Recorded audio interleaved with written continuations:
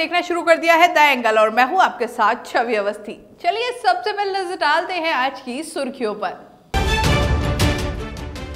Corona के बहाने राहुल गांधी का मोदी सरकार पर हमला, कहा जीडीपी चीनी घुसपैठ पर बीजेपी बोल रही झूठ। कांग्रेस के नेता अजय माकन ने केंद्र और भाजपा से पूछे 5 सवाल, केंद्रीय मंत्री गजेंद्र सिंह शेखावत के इस्तीफे की रखी मांग। प्रदेश के सियासी घटनाक्रम के बीच भाजपा नेता रोहिताश शर्मा का बयान, प्रदेश की कमान वसुंधरा राजे के हाथ होती तो परिणाम होते अलग। धौलपुर के 2 पक्षों में पुरानी रंजिश के चलते फायरिंग, गोली के छर्रे लगने से 6 लोग घायल, अस्पताल में कराया भर्ती।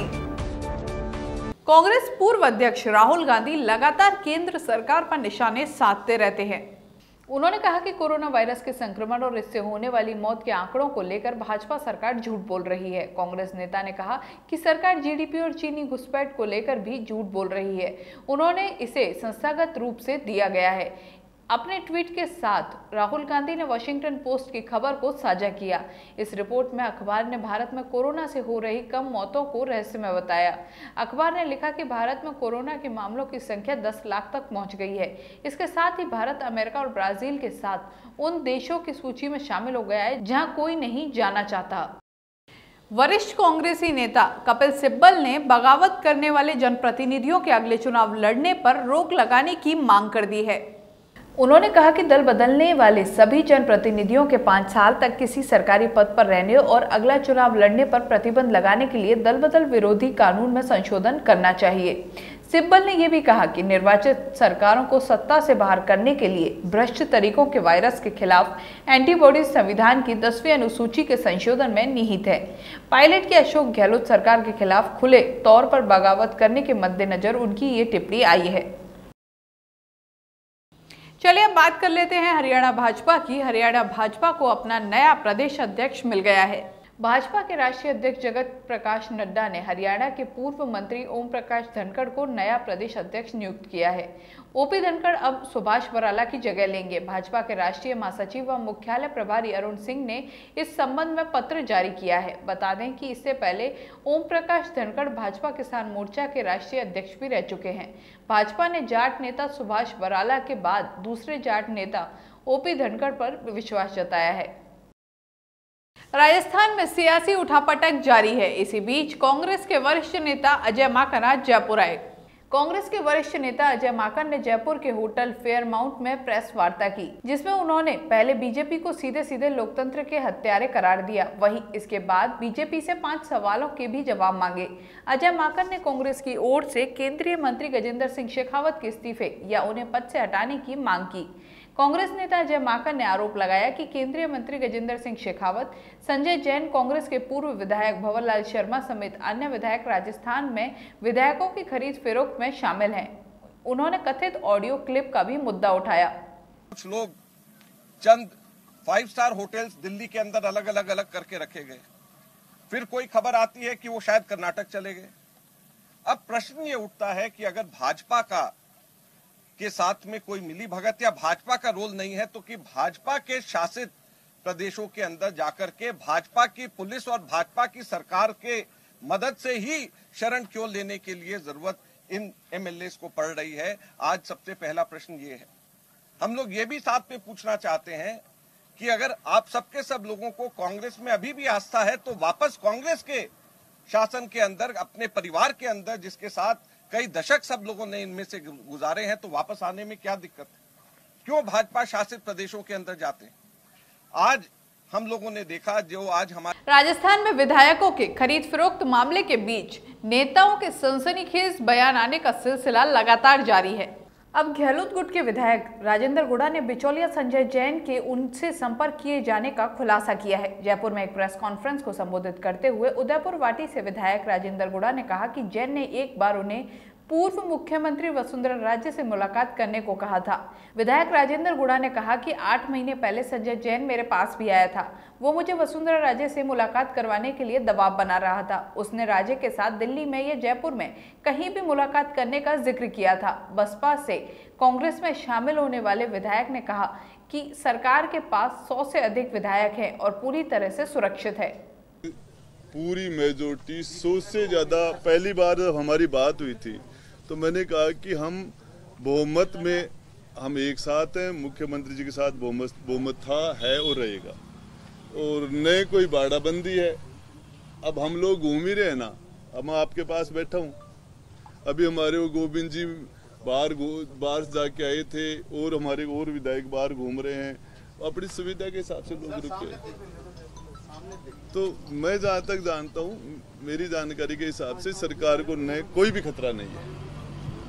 कोर्ट पर नजरें टिकी हुई है, उनके फैसले का इंतजार है आगे किस तरीके से। कोर्ट का फैसला जो भी करेगा, लेकिन वो सरकार को तो कोई खतरा है नहीं, और बीजेपी का ये खेल तो बहुत पहले से।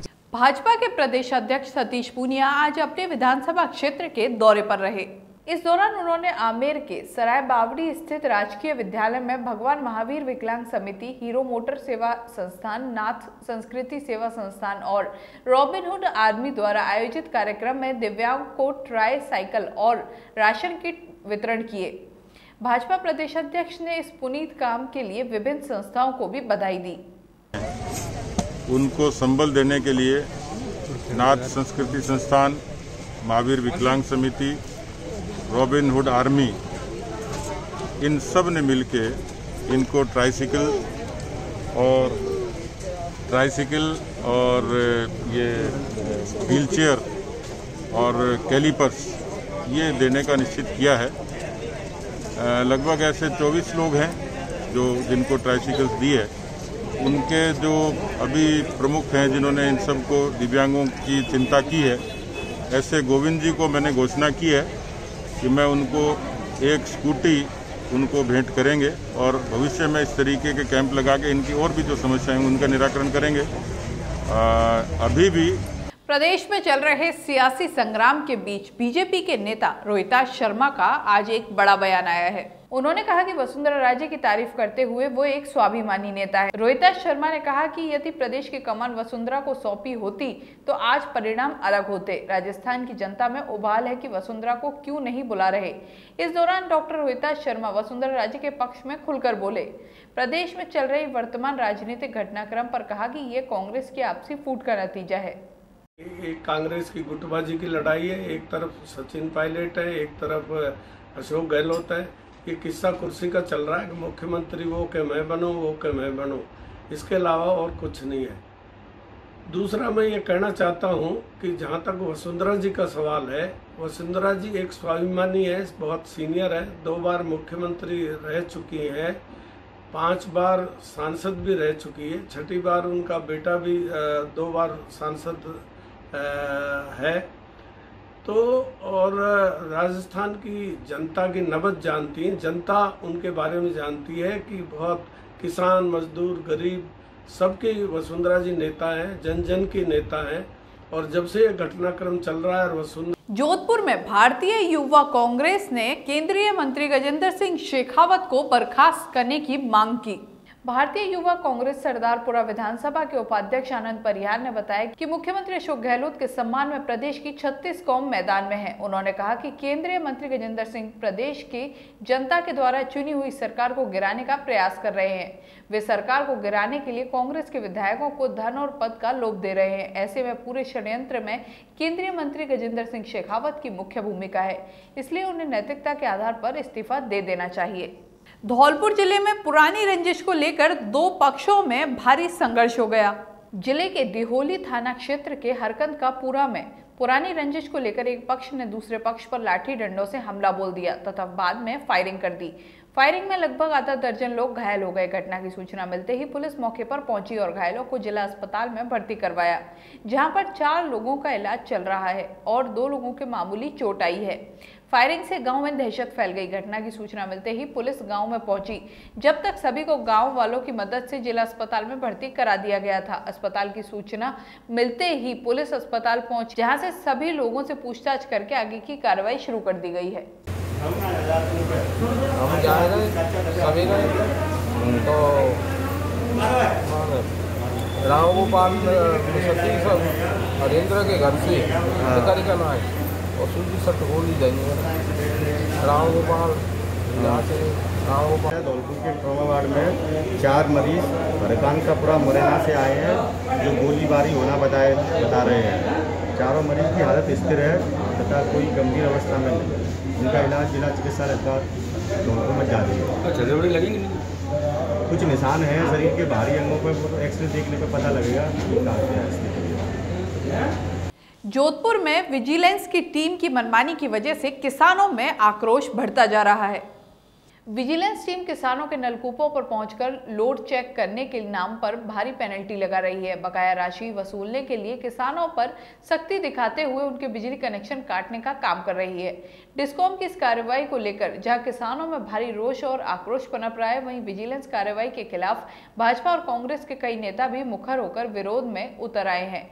डिस्कॉम की विजिलेंस टीम की ओर से क्षेत्र के किसानों के खिलाफ की जा रही इस कार्रवाई का विरोध करते हुए सत्ताधारी पार्टी के कांग्रेस नेता और राज्य बजट सलाहकार समिति के सदस्य शिवकरण सैनी ने सीधे मुख्यमंत्री अशोक गहलोत और ऊर्जा मंत्री बीडी कल्ला को पत्र लिखकर शिकायत की है। इस बुलेटिन में बस इतना ही। अगर आपको हमारा ये बुलेटिन पसंद आया है तो हमारे चैनल को सब्सक्राइब करना ना भूलें। नमस्कार।